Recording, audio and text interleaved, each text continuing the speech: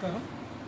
ఈరోజు భారతదేశంలో నయా వలస విధానం కొనసాగుతోంది.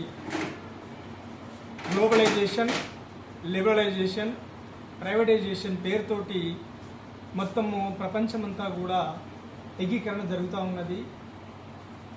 ఈ క్రమం లోపలనే ఛత్తీస్గఢ్ రాష్ట్రంలో కర్రగుట్టల లోపల జరుగుతున్నటువంటి పోరాటం, అక్కడ నక్సల్ ఉన్నారనే పేరుతోటి కేంద్ర బలగాలు, రాష్ట్ర పోలీసు బలగాలు వేలాది సంఖ్యలో కర్రగుట్టలను చుట్టుముట్టి వారితో పాటు అక్కడ ఉన్నటువంటి గిరిజనులను కూడా హతమార్చేందుకు ప్రభుత్వం ప్రయత్నం చేస్తూ ఉన్నది.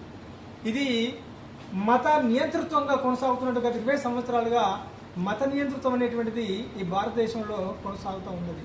యాక్చువల్గా కర్రగుట్టలో నక్సలైట్ల విధానము, ఈ నక్సలిజం అనేటువంటిది ఎందుకు ఆవిర్భవించింది అనేది మనం ఒకసారి ఆలోచిస్తే, ఈ ప్రపంచీకరణ, ఈ సరళీకరణ, ఈ ప్రైవేటీకరణ పద్ధతి లోపల ప్రపంచంలో బిలియనీర్ల సంఖ్య నానాడికి పెరిగిపోతూ ఉన్నది.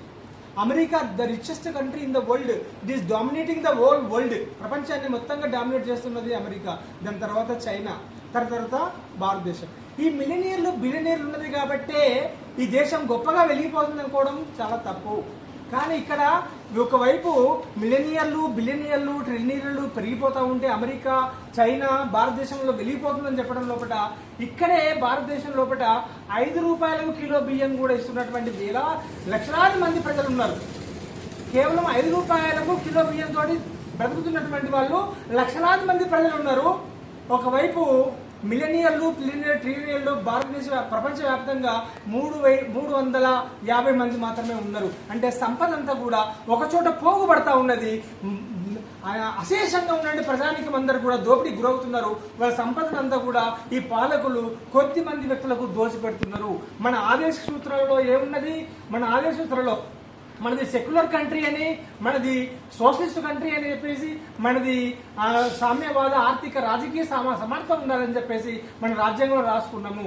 కానీ ఇక్కడ ఆర్థిక సమానత్వం అనేది ఏమాత్రం లేదు. కొద్ది మంది చేతుల లోపల దేశంలో ఉన్న సంపద 60% సంపద, 1% ఉన్న ప్రజల్లో ఉన్నది 99% ప్రజలందరూ కూడా కేవలము 40% ఆస్తి మాత్రమే ఉన్నది. ఇది సామాజిక న్యాయం ఎట్లవుతుంది? ఈ సామాజిక సమానత్వం ఎట్లయితుంది? ఆర్థిక అసమానతలు విపరీతంగా పెరిగిపోతూ ఉన్నాయి. ఈ క్రమం లోపల తప్పనిసరిగా ఆకలి అలవటిస్తున్నటువంటి వాళ్ళు తిరుగుబాటు చేయడం సహజం. ఆ తిరుగుబాటు లక్షణమే ఈ నక్సలిజం. ఈ నక్సలిజాన్ని అణిచివేయడానికి కేంద్ర బలగాలను, రాష్ట్ర బలగాలను విపరీతంగా దించి వాళ్ళను చేద్దాం చూస్తున్నది. ఇక్కడ అందరికీ సామాజిక న్యాయం, ఆర్థిక న్యాయం ఇది తీసుకురావడానికి బదులు వీళ్ళను క్రూరంగా వాళ్ళ యొక్క గొంతును అణిచివేస్తా ఉన్నది ఈ భారతదేశ పాలకులు. కాబట్టి దీన్ని మనం గమనించాలి. ఇక్కడ మిలిటరీ ఉన్నది కేవలం బార్డర్లో ఉండాలి. విదేశాలకు వ్యతిరేకంగా పోరాటం చేసినటువంటి మిలిటరీ భారతదేశం లోపలనే వీళ్ళను అణిచివేస్తా ఉన్నది. అంటే భారతీయ ప్రజలనే వాళ్ళ శత్రువులుగా భావిస్తూ ఉన్నారు. భారతీయులే శత్రువులు అయిపోతే మరి భారతదేశంలో ఉండేటువంటి వాళ్ళు ఎవరు? దీన్ని మనము గమనించాల్సిన అవసరం ఉన్నది.